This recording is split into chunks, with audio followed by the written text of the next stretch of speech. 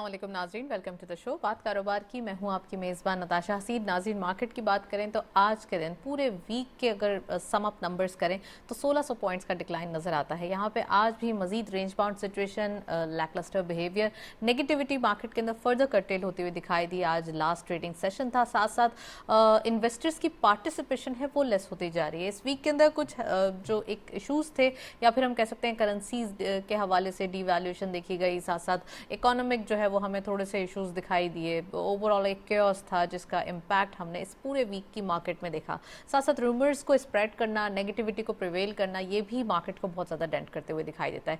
Negative trajectory performance और फिर next week के लिए जो फोरकास्ट है वो भी नेगेटिविटी के लिए की जा रही है। तो दिस इज़ रियली अलार्मिंग कि यहाँ पे रुपी की वैल्यू स्ट्रांग होना, इकोनॉमिक के नंबर्स स्ट्रांग होना, साथ साथ आगे के लिए जो हमारा ट्रस्ट है वो बढ़ना ज़रूरी है। फर्स्ट सेगमेंट देखते हैं, प्रोग्राम को डिस्कस करते हैं।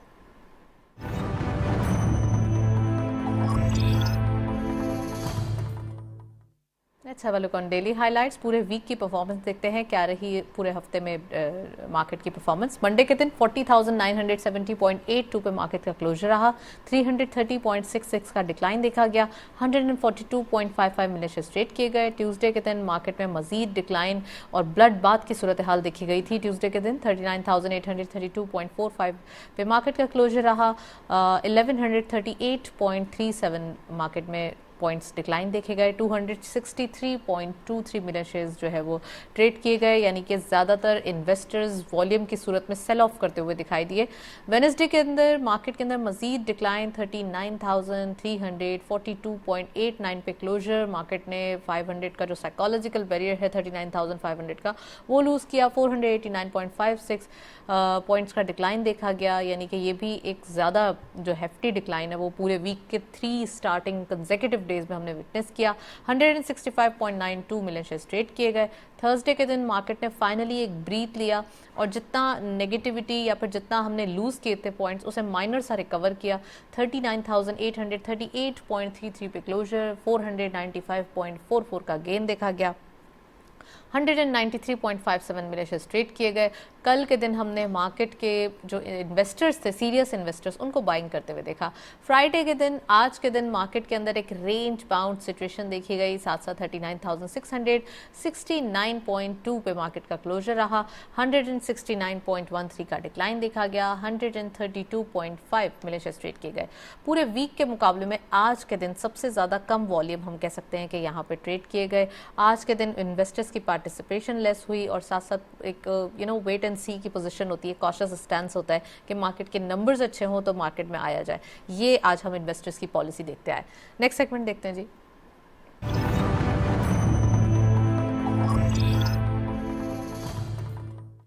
टॉपिक ऑफ द डे में आज हम बात करेंगे इकोनॉमिक परफॉर्मेंस के हवाले से, जो कि आगे की स्ट्रेटजी को बिल्डअप करते हुए दिखाई दे रही है। गवर्नमेंट की जानिब से इनिशिएटिव लिए जा रहे हैं। करंट इकोनॉमिक परफॉर्मेंस वो आज हम डिस्कस करेंगे। साथ साथ न्यू जो स्ट्रैटेजिक परफॉर्मेंस या फिर न्यू जो स्ट्रैटेजिक पॉलिसी है जो गवर्नमेंट चाहती है कि अब इकोनॉमी को कंट्रोल करने के लिए या फिर न्यू कुछ इम्प्लीमेंट करने के लिए लाई जाए, वो आज हम डिस्कस करेंगे। क्योंकि IMF की जो कुछ कंडीशंस हैं, खासकर एनर्जी के टैरिफ को बढ़ाना, ये तमाम चीज़ें जो है वो एक इशू क्रिएट करते हुए दिखाई दे रही है। वो आज हम डिटेल डिस्कशन करेंगे। पॉलिटिकल इन्वायरमेंट क्या दिखाई दे रहा है, कितना इम्पैक्ट करेगा ये पाकिस्तान की इकोनॉमी को। So we have very exclusive panel, उनको डिस्कस करने के लिए हमारे साथ मौजूद हैं सैयद खालिद फातमी साहब। आप सीनियर एनालिस्ट हैं और एक्सपर्ट हैं। अस्सलाम वालेकुम sir, welcome to the show. और हमारे साथ मौजूद हैं काजी जाहिद हुसैन साहब, आप फॉर्मर वाइस प्रेसिडेंट हैं KCCI के, उनको भी खुशामदीद कहते हैं। अस्सलाम वालेकुम sir, welcome to the show. So program का बाकायदा आगाज़ करते हैं फातमी साहब से। फातमी साहब, पॉलिटिकल इम्पैक्ट, खासकर कुछ अफरा तफरी देखी जा रही है। पूरे वीक के अंदर मार्केट के अंदर एक वेट एंड सी की पोजीशन थी, ब्लड बाथ भी देखी हमने। बहुत ही एक अजीब व गरीब इस पूरे वीक के अंदर जो इश्यूज़ थे या फिर जो इवेंट्स हुए, क्या समझते हैं आप, कैसे देख रहे हैं यहाँ की इकॉनमी को और इन इवेंट्स को? देखें, इकानमी के लिए जो पहली शर्त है वो शर्त है ही है सुकून, आराम, जिसमें आप प्लानिंग करती हैं। बदकिस्मती से हमारे यहाँ ये पूरी उम्र हमारी गुजर गई इसी तमन्ना में कि कोई ऐसा सर्टेन वक्त आए जिसमें हम पूरे यकीन के साथ कह सकें कि अब हमारे हालात बिल्कुल नॉर्मल हैं, सिवाय उन ज़मानों के जब हमारे यहाँ बाहर से बहुत ज़्यादा किसी मसलहत के तहत पैसे का इन्फ्लो था, उस ज़माने को मैं छोड़ के बात कर रहा हूँ। इस वक्त हाल ये है, अभी आपने अपने इंट्रो में खुद ही कहा कि IMF की बड़ी सख्त शराइत हैं, तो शराइत रखी ही उसी वक्त जाती हैं जब आपकी तरफ से मुझे पूरा यकीन ना हो। हम देखिए ना, मैं आपको पैसे दे रहा हूँ बेफिक्र होके, लेकिन जब हम सख्त शराइत रख रहे हैं तो मफहूम ये होता है कि देखिए आपको दे तो रहे हैं लेकिन हम बिल्कुल 100% श्योर नहीं है कि इसकी परफॉर्मेंस से आप मुझे वापस कर देंगे। अब रहा ये कि पॉलिटिकल जो आप बता रही हैं, इत्तफाक है, इत्तफाक इसका इस प्रोग्राम से कोई ताल्लुक़ नहीं। कल मेरे पास किसी ने फेसबुक पे एक तराशा भेजा 1835 का लॉर्ड मैकॉले का, जो उसने ब्रिटिश पार्लियामेंट में तकरीर में कहा। उसने कहा कि उस ज़माने तो एक ही था हिंदुस्तान पाकिस्तान बर्रसगीर। उसने कहा हम बर्रसगीर में पूरे एक कोने से दूसरे कोने तक चक्कर लगा के आए हैं, न वहाँ चोर हैं, न उचक्के हैं, न बदमाश हैं, न गुंडागर्दी है। इतना पुरसकून मुल्क है कि very difficult to invade this country. ये बता रहा हूँ आपको। लेकिन एक सूरत हो सकती है, अगर किसी तरीके से वहाँ पॉलिटिकल अनस्टेबिलिटी पैदा कर दिया जाए जिसमें मज़हब है, ज़ुबान है, नस्ल है, तो बहुत मुमकिन है। ये मैं बता रहा हूँ 1835। तो ये आप समझ, दूर की प्लानिंग की और देखिए ना, और ये बिल्कुल उसकी तकरीर है, ऑफिशियल तकरीर है, ब्रिटिश म्यूजियम में रखी हुई है, आप पढ़ सकती हैं, कोई छुपी हुई चीज़। लॉर्ड मैकॉले बहुत बड़ा थिंकर भी था और वो भी था पार्लियामेंट का। तो सवाल ये है कि ये बातें हम पढ़ते भी हैं, देखते भी हैं, समझते भी हैं। हम सब हर प्रोग्राम में डिस्कस करते हैं कि मुल्क में ये गड़बड़ है, ये गड़बड़ है, ये गड़बड़ है। सोल्यूशन भी अपने तौर पे बताते हैं, लेकिन बताने में सोल्यूशन और डिस्कस करने के बाद का जो नेक्स्ट फेज़ है इम्प्लीमेंट करना, उसमें हम बेबस हैं। ना आप कर सकते, ना हम आप कर सकती हैं। तो अब हम इत्तफाक अभी ऑफ द रिकॉर्ड भी यही बात करते कि बिल्ली के गर्दन में घंटी बांधे कौन, ये है ना सारा खेल पॉलिटिकल। अच्छा, इसमें जो जिंदा कौम है, अरे उसमें सबसे बड़ी चीज़ क्या है समझ लें, तालीम। फर्स्ट फैक्टर है किसी नेशन में तालीम का, क्योंकि तालीम ही आदि कौमों को तब्दील कर देती है। तालीम से मुराद मेरी सिर्फ अंग्रेज़ी या उर्दू नहीं, तालीम का मतलब शऊर। और बहुत मशहूर इसके ऊपर एक शेर है अकबर इलाहाबादी का कि अफसोस के फ़िरौन को कॉलेज की न सूझी। मतलब अगर कॉलेज बना देते तो हज़रत मूसा वहीं से तालीम हासिल करते, तो मसला यानी एक मज़ाहिया है सही तालीम। दूसरी चीज़ है पॉवर्टी। जब तालीम आती है तो पॉवर्टी दायरा गिरने लगती है। तीसरी चीज़ है मजहबी लसानी इंतशार को रोके रखना। आप ख़ुद गौर करें, काजी साहब बैठे, ये ज़्यादा बेहतर है, इनका अफ़गानिस्तान पाकिस्तान दोनों से मेरा तो सिर्फ यहीं से रब्ता कि हम उसमें बुरी तरह नाकाम हो चुके हैं। बल्कि नाकाम क्या, अगर मैं जसारत करूं तो ऐसा लगता है जैसे हम बिल्कुल खामोश तमाशाई बन जाते हैं ऐसी हालत में। तो जो पॉलिटिकल स्टेबिलिटी की बात की, वो पॉलिटिकल स्टेबिलिटी अगर आप ये समझ रहे हैं कि फ़रिश्ते आके कायम कर देंगे तो नहीं होगा, अमेरिकन्स कर देंगे नहीं होगा। दूसरी एक बात अच्छी तरह आप समझ लें, हम लोग मुसलमान हैं और बहुत अच्छी तरह समझते हैं कि हमारे यहाँ ट्रेड जो है सबसे ऑनरेबल पेशा है, इस्लाम में बताया गया, खुद तमाम लोग करते थे। और ट्रेड जो था क्यों कहा गया, कभी आपने गौर नहीं किया होगा कि जो कि चाइना में सबसे किसी ज़माने में उनके मजहबी लिहाज से सबसे बदतरीन पेशा समझा जाता था। ट्रेड इसलिए किया गया कि trade is the only way to go outside your country, outside your territory. नए लोगों से मिलते हैं, बातचीत करते हैं, भाव ताव करते हैं, तो सही मानों में आप पैसे नहीं कमाते हैं, सही मानों में आप कल्चर सीखते हैं और देते हैं, बातचीत करते हैं ना। अच्छा, हमारी बदकिस्मती, मैंने अभी आपके आने से पहले काजी साहब से ये पूछा कि भाई अफगानिस्तान से क्या ट्रेड हो रहा है। जाहिर है ईरान, अफगानिस्तान, हिंदुस्तान, चीन, ये चार है ना।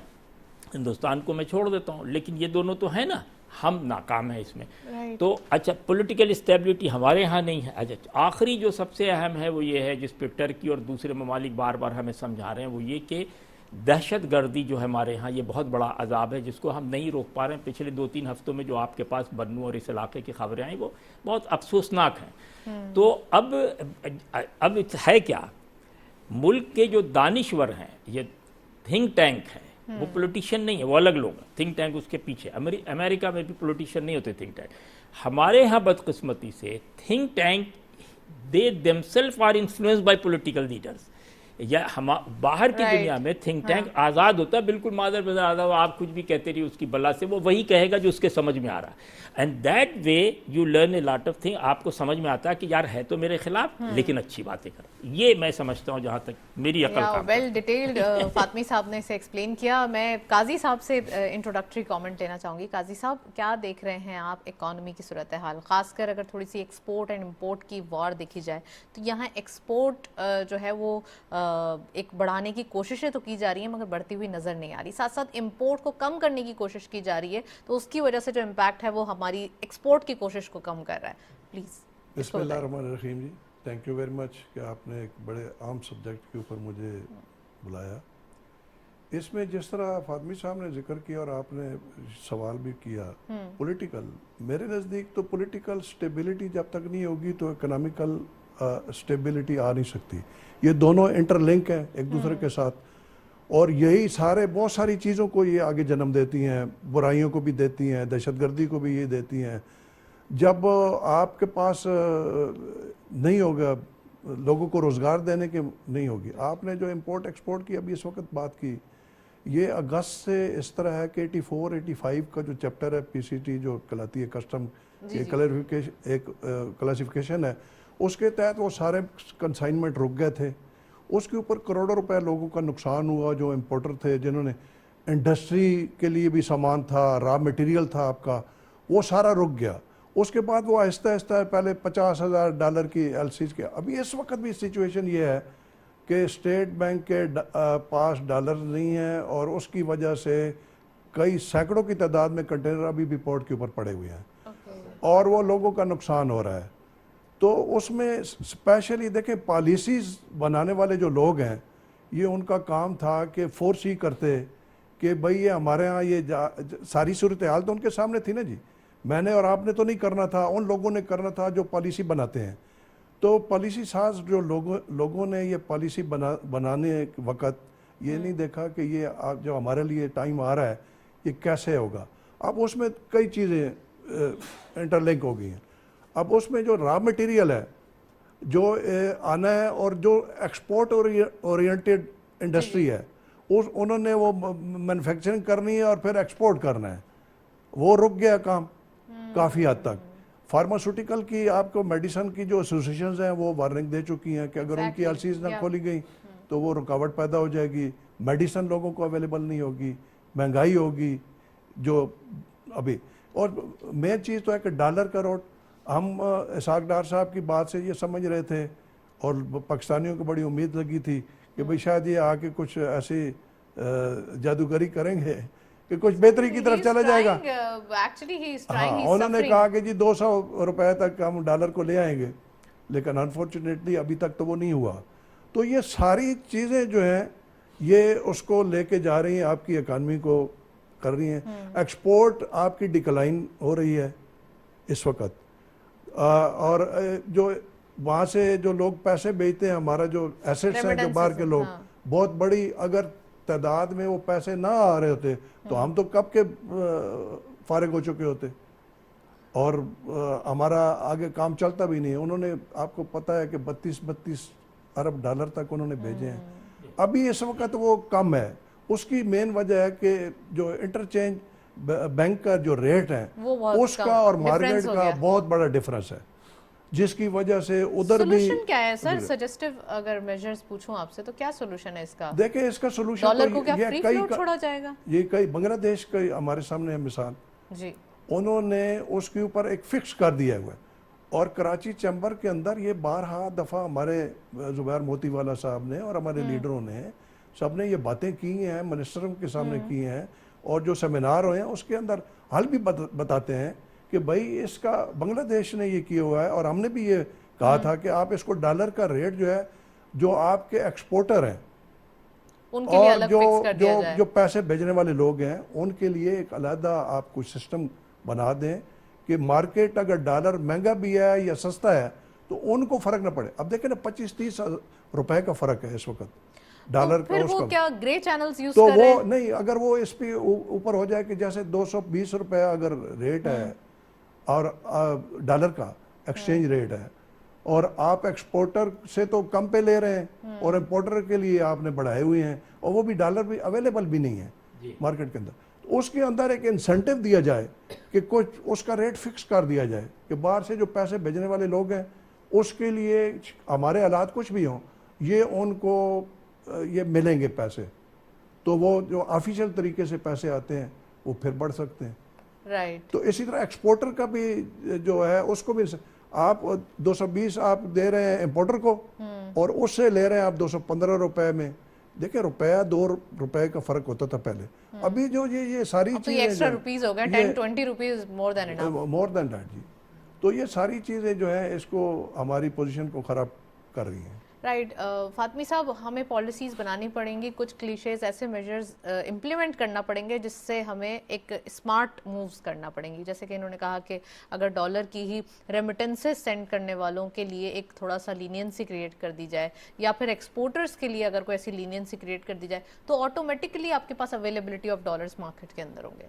देखिए, जहाँ तक मुझे याद पता, लास्ट प्रोग्राम में कोई साहब और बैठे, उन्होंने बहुत अच्छा मशवरा दिया था कि कुछ वक्त के लिए आपको, वो कहते हैं ना कि डॉलर को फ्री फ्लोट करना पड़ेगा। हाँ, मतलब आपको कुछ वक्तों के लिए ये इजाज़त देनी होगी कि अगर आपकी कोई सब्सिडियरी कंपनी या कोई भाई या भतीजा बाहर बैठा हुआ है तो वो वहाँ से एलसी खोल सकता है। काजी साहब इसमें टेक्निकल ज़्यादा बेहतर बता सकेंगे, चैम्बर ऑफ कॉमर्स के हैं, मैं तो एक रफ लेमैन के तौर पे बता रहा हूँ।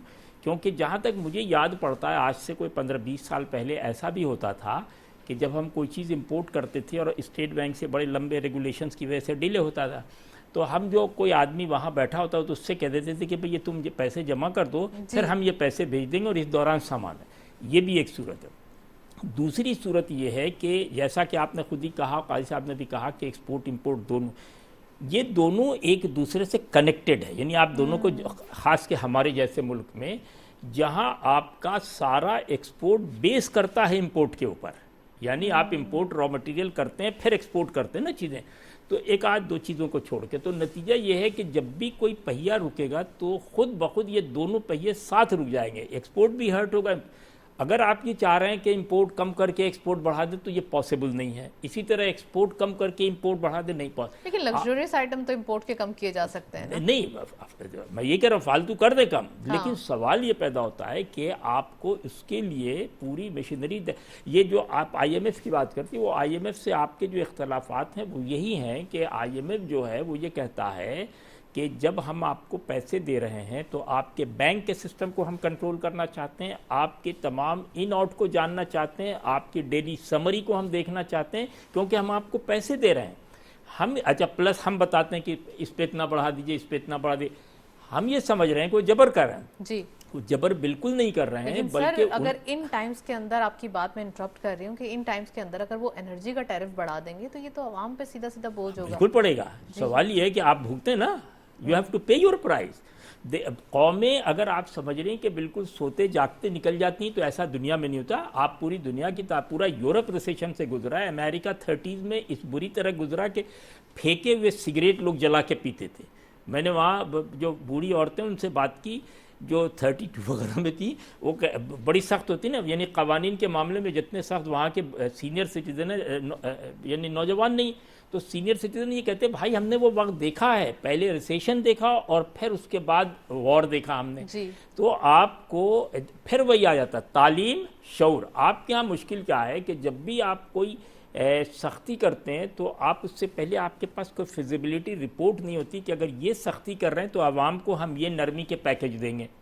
क्योंकि देखिए आवाम को क्या चाहिए, बुनियादी तौर पे आवाम को दूध, मक्खन, सब्जी, गोश्त, यही चाहिए ना, बुनियादी एक ज़रूरियात ज़िंदगी। इस पे जब आप कंट्रोल कर लेंगे, बिल्कुल इसमें इतनी सख्ती करें कि किसी हाल में भी ये तय हो जाए कि अगर दूध 200 रुपये है तो 200 मिलेगा। ये नहीं होगा कि लालू खेत में 180 होगा और डिफेंस में 260 होगा, ऐसा नहीं होगा।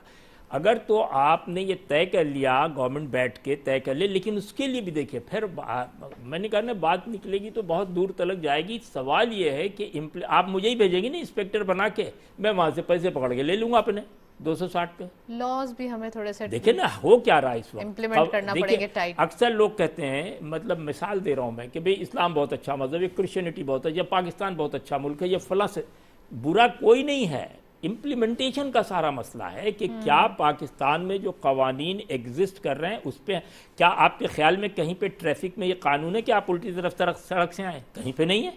तो आप आती हैं बाकायदगी से और पुलिस वाला कुछ नहीं कहता है। तो इसके मतलब ये है कि आना या जाना is not a problem. Problem ये है कि आप उसमें बुरी तरह नाकाम हो चुके हैं कि कैसे कवानीन को, उसकी वजह क्या है वो फिर आपको अपने गरीबा में झांक के देखना होगा कि गड़बड़ वहीं से है जहाँ से सही होना है। यानी उसी जिसके हाथ में सही करना है वही गड़बड़ कर रहा, मैं आप नहीं कर रहे हैं। तो वो आप, अब मुझे नहीं मालूम कि वो क्या, कौन सी मशीन होगी, क्या क्या तरीक़ाकार होगा, क्या, लेकिन बेसिक जो मैंने समझा है वो ये है कि जब आप एजुकेशन को एक करेंगे, ये लॉन्ग टर्म है, यानी ये 2 दिन वाला फार्मूला नहीं, it will take 10 years minimum. एक जनरेशन 15 साल में तब्दील हो जाती है। अच्छा, हम लोग क्या कर रहे हैं, जो सबसे बड़ी बदकिस्मती पाकिस्तान की, कि हर आदमी आता है और एक क्राइसिस में होता है और वो चाहता है इंस्टेंट रिजल्ट मिल जाए, कल सुबह सारे मसाइल हल हो जाए। वो नहीं हो सकता है। Every time you have to make a program of 10 to 15 years, और कहना होगा कौम को, गारंटी देना होगा कि देखो, और उसमें सबसे, मैंने पहले भी कहा था, सबसे इंपॉर्टेंट है कि सारे थॉट्स जो हैं, यानी थॉट्स के मतलब जितने पॉलिटिकल पार्टीज़ हैं, चाहे वो लेफ्टिस्ट हों, राइटिस्ट हों, रिलीजियस हों, एथिस्ट तो नहीं हमारे यहाँ, ये सबको बैठ के तय करना होगा कि भाई हमारे आपस के झगड़े चलते रहेंगे, लेकिन नेशनल पॉलिसी में हम लोग एक दूसरे को की टांग नहीं खींचे। एग्जैक्टली और हम पेशेंस का मुजाहरा करेंगे। हम थोड़ा सा ये भी एज अ नेशन हमें पेशेंस शो करना है, क्योंकि यहाँ पर एक जल्दबाजी है वो कामों को ख़राब कर देती है। काजी साहब प्लीज़ इसके ऊपर भी कमेंट कीजिए कि IMF से जो कंडीशन है हमारी, वो एक्चुअली एक बोलते हैं ना, किसने साइन किया या किसकी वजह से करना पड़ रहा है, ये तो बहुत डिबेट हो गई। अब हमें ये है कि IMF से एग्रीमेंट साइन हो चुका है, हमें इसे ऑनर करना है और हमें इसे फुलफिल करना है। ये तो बड़ी मुश्किलात का भी सामना करना पड़ रहा है। प्लीज़ इसके बारे में बताइए। मैं समझता हूँ जी कि इसके ऊपर जो वही फिर बात आती है पॉलिसीज बनाने वालों के। हमारे पास बड़ी एक सुनहरी मौका था जब कोविड का ये सिलसिला शुरू हुआ था, और उसके अंदर एक हमारे कराची वालों समेत पूरा मुल्क जो है एक उस डिसिप्लिन में आ गया था कि फ़लाँ टाइम पे दुकानें खुलेंगी और फ़लाँ टाइम पे मार्केट्स बंद हो जाएंगी। उस वक़्त अगर इसको इम्प्लीमेंट कर दिया जाता, इसके ऊपर आप हैरान होंगी कि इसकी कैलकुलेशन आई है, आज भी अगर इसके ऊपर अमल करना चाहिए।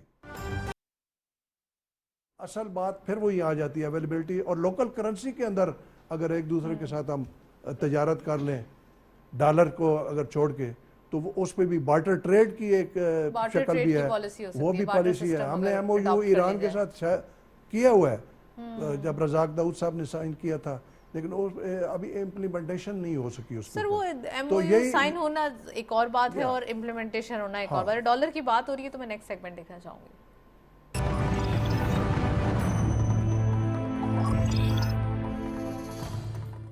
फॉरेक्स और कमोडिटीज के लेटेस्ट अपडेट आज की मार्केट में देखते चलते हैं। गोल्ड की पर तोला प्राइस 1,77,900 रुपीज, गोल्ड पर 10 gram 1,52,520 rupees. International gold rate पर $1,797.05, ऑयल WTI पर बैरल $78.77, ऑयल ब्रेंट क्रूड पर barrel $82.08।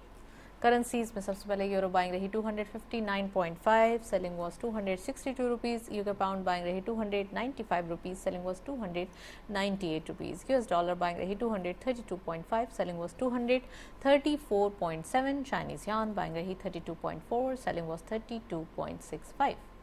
Nextly Saudi riyal buying रही 65.1, selling was 65.7। UAE dirham buying at 69 rupees, selling was 69.6। Kuwaiti dinar buying रही 739 rupees, selling was 744 rupees. Omani riyal buying रही 587.99, selling was 592.49। ये था forex और commodities का latest update.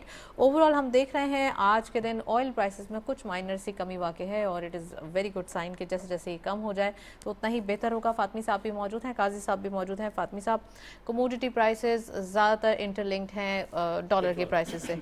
Dollar obviously valuation strong कर रहा है, जिसका इम्पैक्ट तमाम कमोडिटी, तमाम चीज़ों के ऊपर जा रहा है। क्या समझते हैं आप, कब तक ये कंट्रोल होने की तवक्को की जा सकती है? 2023 में नहीं होगी, बिल्कुल। अगर ऑनेस्ट बताएं, ऐसे कहने 2023 तो बस ये रहा सर। 2023 आपका इसी तरह चलेगा अगर स्टेबल हुकूमत हुई नंबर 1, पॉलिटिकल टर्मोइल नहीं हुआ नंबर 2, और मुल्क में कोई ऐसी अफरा तफरी नहीं हुई जिससे चलती हुई गाड़ी रुके। CPEC को ज़रा आगे बढ़ने दीजिए। अमेरिकन एड आ रहे हैं, बेहतर हो रहे हैं, ताल्लुकात आपके उनसे बेहतर हो रहे हैं, फ्लड की वजह से बेहतर हो रहे हैं। अच्छा, कतर में आप देख रहे हैं, कतर है, सऊदी अरब, सारे ममालिक इस वक्त बहुत ही माइन्यूटली आपको देख रहे हैं, वॉच कर रहे हैं।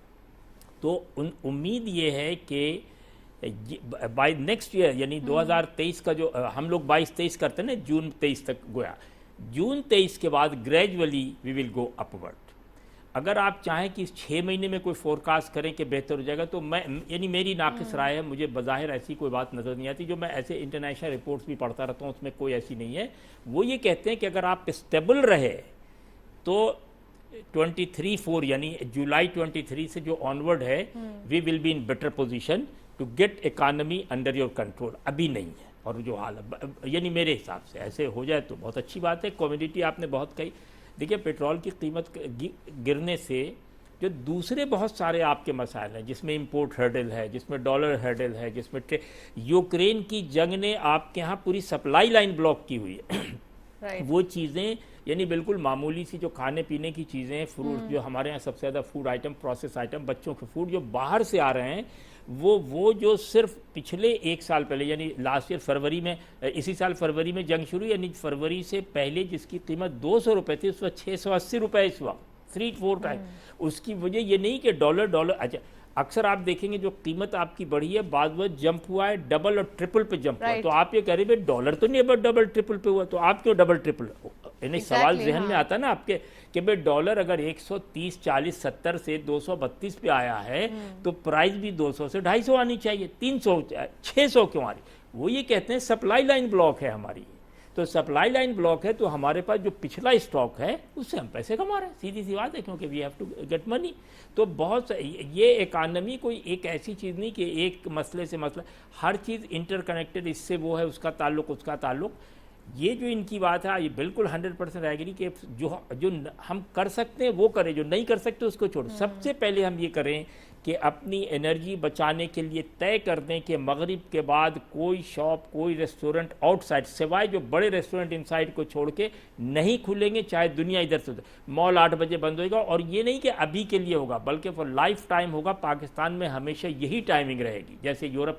मैं आपको 1 मिनट और लूँगा, लंदन जब भी जाता हूँ मुझे इतनी कोफ्त होती है, क्योंकि वहाँ फ़्लाइट पहुँचती 5 बजे शाम में, अगले दिन मुझे US जाना होता है, मैं बाहर जाता हूँ, सारे मॉल बंद हैं।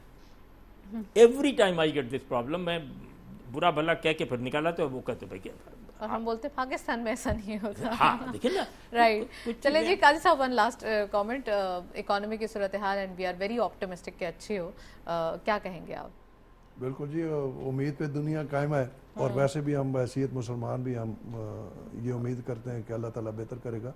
लेकिन इसके लिए इनको सीरियस होके हुकूमत वक्त को कुछ मैयर कोई स्टेप्स लेने पड़ेंगे, उसको इम्प्लीमेंट कराना पड़ेगा, तब जाके। और हमारी रिक्वेस्ट है कि अपने एक्सपेंडिचर को भी ज़रा नज़रसानी फरमाएं, और जो वज़रा की फ़ौज है इससे भी जान छुड़ाएं। स्टेबिलिटी, पॉलिटिक्स में नहीं जाएंगे हम, और इकोनॉमी के हवाले से बात करेंगे। इकोनॉमी के हवाले से तभी हो सकता है ना कि तब ये सारे इक़दामात अगर लिए जाएँ संजीदा होके, तो अल्लाह ताला से उम्मीद है कि इंशाल्लाह पाकिस्तान कायम रहेगा इंशाल्लाह क़यामत तक। और ये डिफ़ॉल्ट भी नहीं करेंगे, लेकिन हमारे जो ज़खायर हैं या जो हमारे इस वक्त रिज़र्व हैं, वो भी पोजीशन जो है ना सीरियस है, और संजीदा नौइयत के इक़दामात की गवर्नमेंट की जानिब से कुछ इनिशिएटिव लिए जा रहे हैं, ऑब्वियसली वो भी बेहतर होंगे। Well, thank you so much Qazi साहब, आप यहाँ मौजूद थे, और फातमी साहब का भी बहुत बहुत शुक्रिया, आप तशरीफ़ लाए। आज के दिन हमने डिस्कशन की इकोनॉमिक सूरत हाल पे, IMF की कंडीशन पे, जो कि ऑब्वियसली गवर्नमेंट उसको टैकल करेगी किसी ना किसी तरीके से, निगोशिएट करके अपने मामलात, अपने जो लोग हैं उनके लिए बेहतर करके साबित करेगी। That's it. इसी नोट पर प्रोग्राम को वाइंड अप करेंगे। इजाज़त दीजिए, अल्लाह हाफ़िज़।